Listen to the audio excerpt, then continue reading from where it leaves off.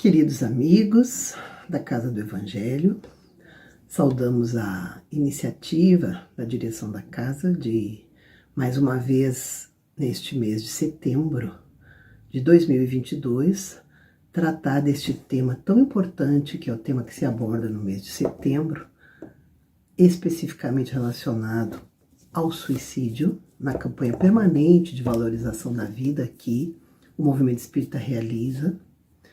Nós vamos procurar abordar aqui em breves minutos um tema bastante profundo, mas dentro do possível, tratando um pouquinho mais direcionadamente aos colaboradores da casa, um pouco daquilo que o Livro dos Espíritos nos traz, porém permeado com o olhar da saúde, já que é um tema intimamente relacionado à questão da saúde mental, da saúde física e também da saúde espiritual.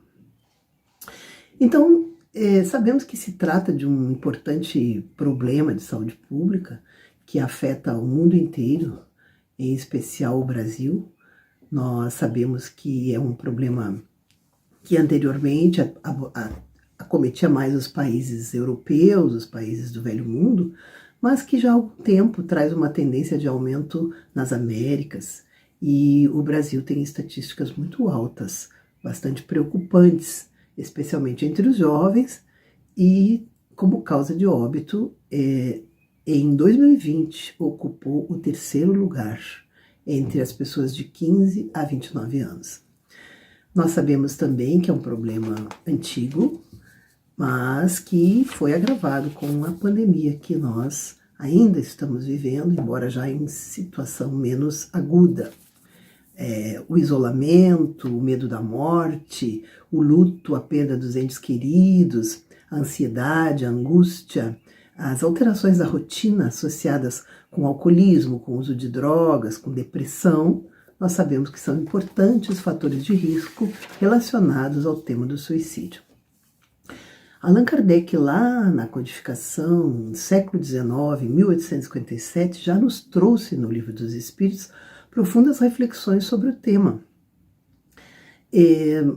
Os espíritos esclareceram conceito, tipos de suicídio, possíveis causas, consequências do ponto de vista espiritual.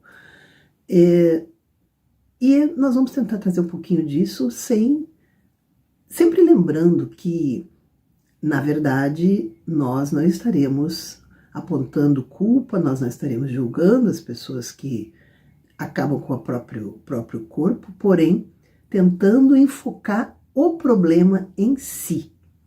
E o que ele significa e o que ele representa diante das leis sábias de Deus, nosso Pai. Então, a primeira pergunta que Kardec faz, a questão 944, é se o homem tem o direito de dispor da sua vida. E os espíritos da codificação foram muito claros, dizendo que não, só a Deus assiste esse direito. E eles complementam a resposta dizendo que o suicídio voluntário significa uma transgressão dessa lei, ou seja, uma derrogação da lei. Mas aí Kardec pergunta, mas não é sempre voluntário o suicídio? E eles dizem que o louco que se mata não sabe o que faz. Portanto, quando não estamos na plenitude das nossas faculdades mentais, obviamente há atenuantes, porque há um certo grau de inconsciência, maior ou menor, na tomada de decisão. E aí, a seguir, ele vai discorrendo sobre possíveis causas, perguntando primeiramente de onde é que vem esse desgosto da vida, que também antigamente era chamado de melancolia, e que seria uma das causas que faz as pessoas não terem mais coragem de viver. Então, eles dizem, às vezes, a falta de uma ocupação útil, de um trabalho, às vezes a falta de fé, a saciedade, não é? O desejo a satisfação das coisas materiais, às vezes já conseguidas, obtidas, pode ser causa, sim, do desgosto da vida. Ele pergunta sobre a questão da fuga, né? Sobre a questão das misérias, das decepções do mundo. Se quando o fim, o objetivo dessa destruição do corpo é fugir às decepções do mundo, se isso seria uma forma de suicídio, eles dizem que sim, que a falta de coragem de suportar as misérias da vida, seja por questões materiais, seja por questões morais, ciúmes, traição, uma série de circunstâncias, fazem com que muitas pessoas desistam de viver.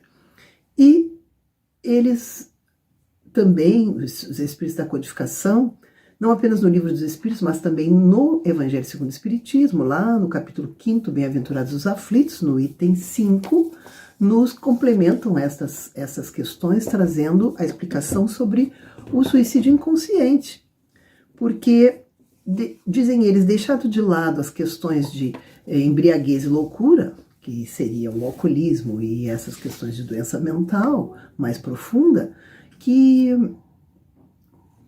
nos demonstram uma inconsciência na hora da tomada de decisão. Independente disso, sendo voluntário ou não, sendo consciente ou não, né, que seriam os dois tipos, basicamente, de uma classificação mais geral de suicídio, as causas podem ser as mais variadas, porém há uma delas em que está presente em todos os casos, que é o descontentamento. Sempre há um descontentamento. Isso está relacionado à forma como as pessoas encaram a vida.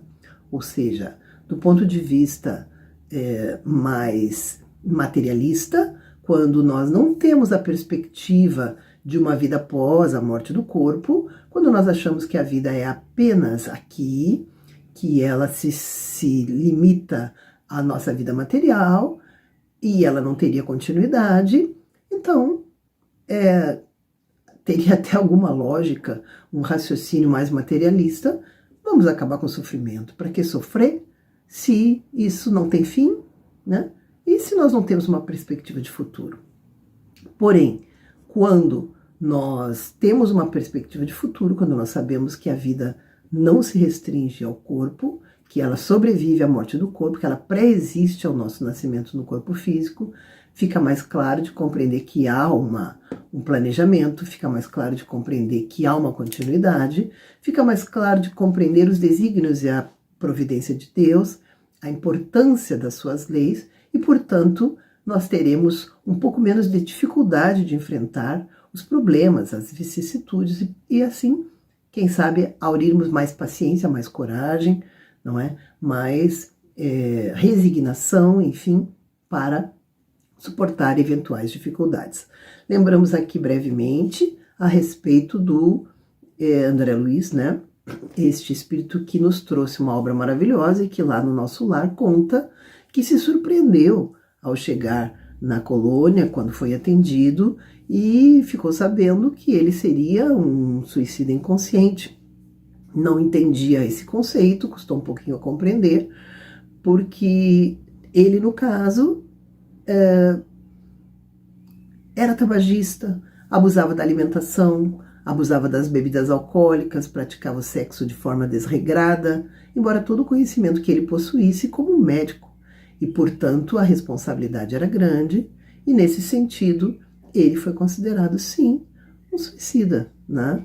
Embora de forma parcialmente inconsciente. Então, o suicídio é sempre uma transgressão, uma infração da lei divina, pode ser consciente ou inconsciente, ou também chamado de voluntário ou involuntário. Prosseguindo rapidamente na análise das causas, nós podemos ver que, às vezes, a penúria extrema, que a pessoa não consegue suportar, e ela às vezes se deixa morrer, não tem a força, a firmeza suficiente para enfrentar isto. Claro que não usa às vezes a inteligência adequadamente para buscar um trabalho que lhe permita sair daquela situação. Obviamente que ela não é a única responsável, aqueles que poderiam diminuir-lhe o sofrimento, aqueles que poderiam auxiliar, atenuar esse problema, também tem parcela de responsabilidade muito grande, aliás, mas sempre existe, de certa maneira, uma falta, não é? Portanto, o desespero, a vergonha de ter realizado alguma ação má, o desejo de escapar a essa vergonha, o desejo de que não apaga a falta, né? O suicídio jamais apaga a falta, mas existem atenuantes, sim. Por exemplo, aqueles indivíduos que cometem um ato desses por vergonha de que o seu ato anteriormente inadequado possa recair sobre a sua família.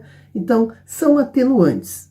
Porém, não há dúvida que o indivíduo perde a oportunidade de reparar os seus erros, ainda aqui na vida física, e terá que recomeçar e terá que pedir uma nova oportunidade, porque desperdiçou a chance de reparar seus erros o mais brevemente possível.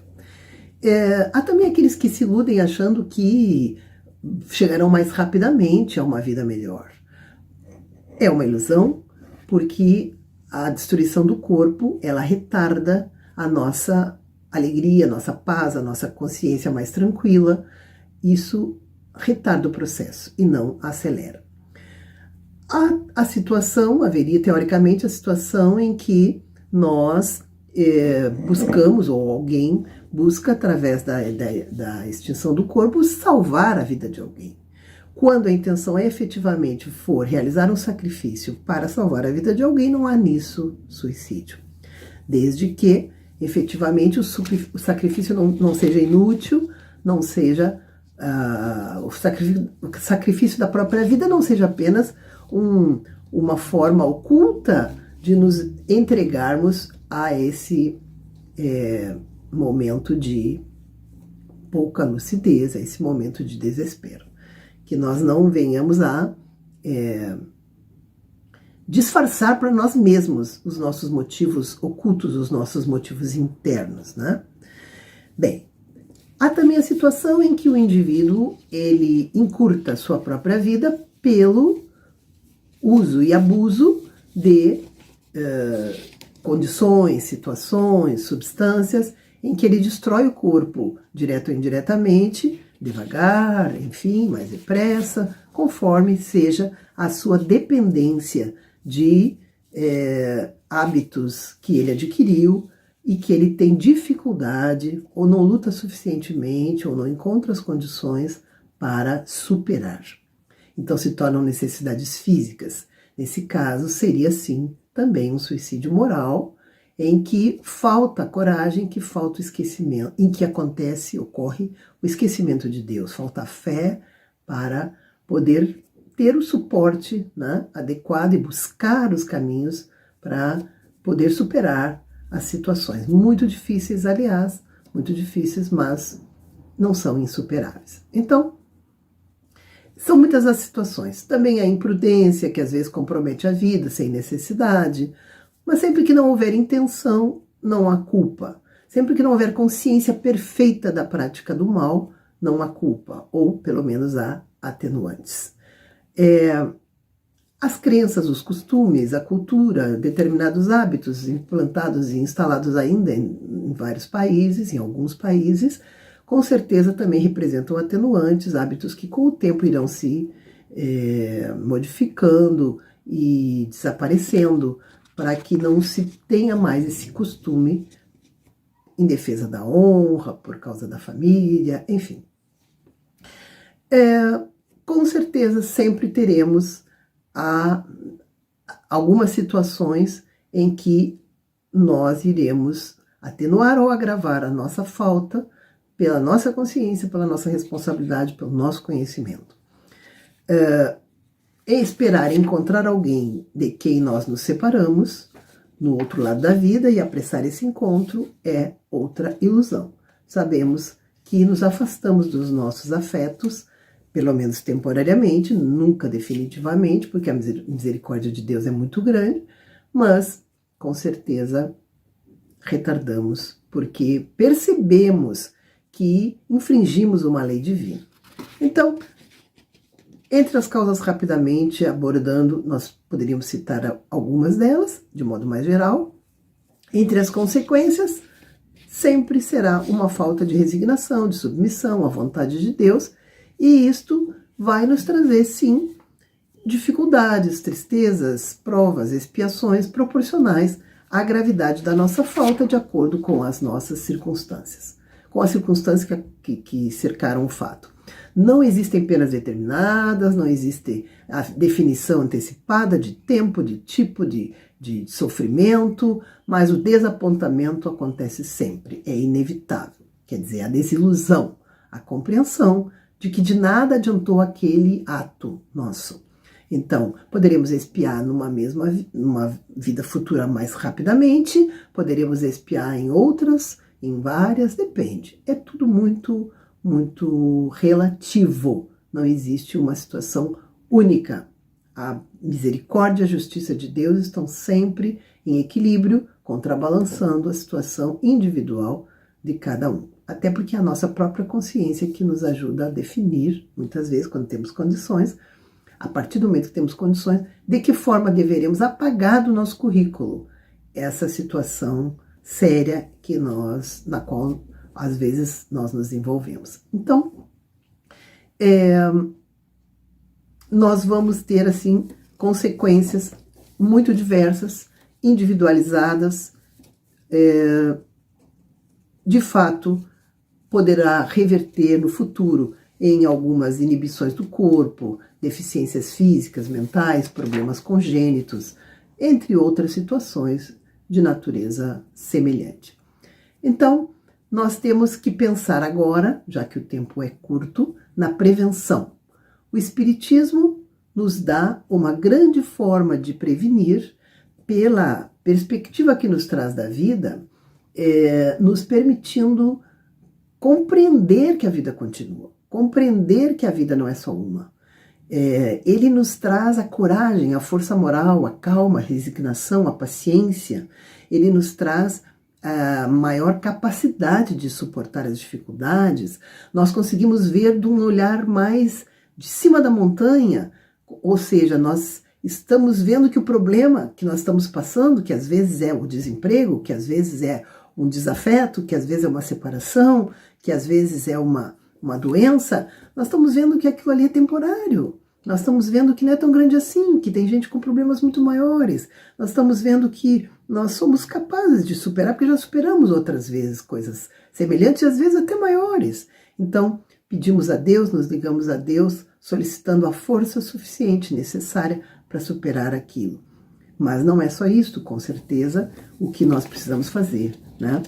A doutrina espírita, a religião, a crença em Deus, tudo isso nos auxilia.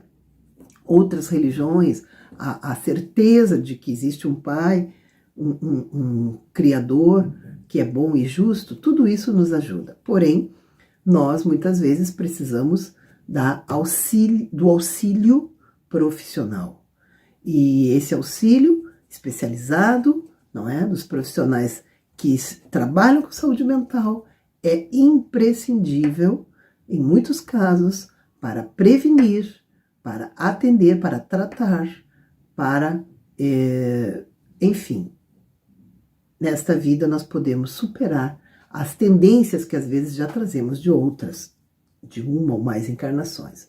Então, a maioria dos casos se dá entre jovens, embora ocorra em qualquer faixa etária, até em crianças, até em idosos, mas a maior parte se dá entre os jovens. 70% dos casos associados à depressão, uso de substâncias lícitas e ilícitas também, independente de faixa etária, independente de escolaridade, de nível de renda, está associado. A cada 10 casos de suicídio, 9 são preveníveis. A informação é o melhor antídoto, assim como a prevenção de qualquer doença. É um problema que nós não podemos varrer para baixo do tapete. Aquele tabu que provém do século XVIII está aos poucos se dissipando. A Organização Mundial de Saúde, ela recomenda que se fale sobre o tema com todo o cuidado que ele exige, não é? Mas nós devemos ficar atentos a sinais. A sinais, por exemplo, entre os nossos jovens, especialmente, ou outros familiares nossos, de comportamentos diferentes, dificuldades escolares que não se apresentavam, relacionamento estranho com a família, desinteresse pela vida, frases-chave que o indivíduo vai trazendo, são sinais de alerta. Então, buscar o psicólogo, o psiquiatra, o assistente social que trabalha com saúde mental, o enfermeiro, outros profissionais, a rede de familiares, a rede de amigos, isso é fundamental na depressão. Negar o problema ou fazer a crítica é a pior coisa, não ajuda em nada. Nunca existe uma única razão, existe um conjunto de fatores. Um conjunto de fatores que acabam acometendo o indivíduo, mas existe sempre uma razão principal que o conduz a tomar aquela decisão. As influências espirituais negativas, nós sabemos, são extremamente importantes, não é? Se associando a uma tendência que o indivíduo muitas vezes já traz. Então, as obsessões, tudo isso é extremamente importante nós estarmos atentos. A crença numa força superior, num Deus, no nosso Criador, no nosso Pai, é importantíssima, porém não impede.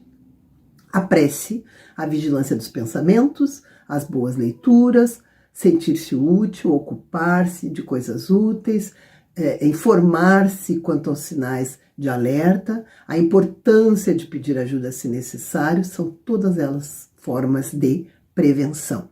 O passe, a palestra, os bons vídeos, os bons filmes, tudo isso contribui muito. A atividade física regular, o acompanhamento médico e psicológico são importantíssimos. Lembramos aqui o CVV, o Centro de Valorização da Vida, cujo número em todo o Brasil é 188 e que faz uma escuta amorosa, sem julgamento, por telefone, pelo tempo necessário, sem interrupção, com pessoas treinadas, voluntários que trabalham com isso e que têm auxiliado pelo mundo afora e no nosso país milhares de pessoas. Também recomendamos os vídeos do jornalista espírita André Trigueiro e hoje em dia já temos no nosso movimento espírita, inclusive local, aqui outros livros que ajudam muito nessa questão.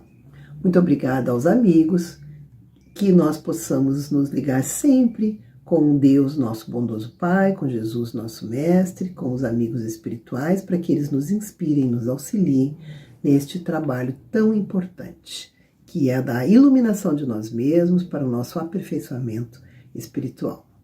Graças a Deus, que assim seja.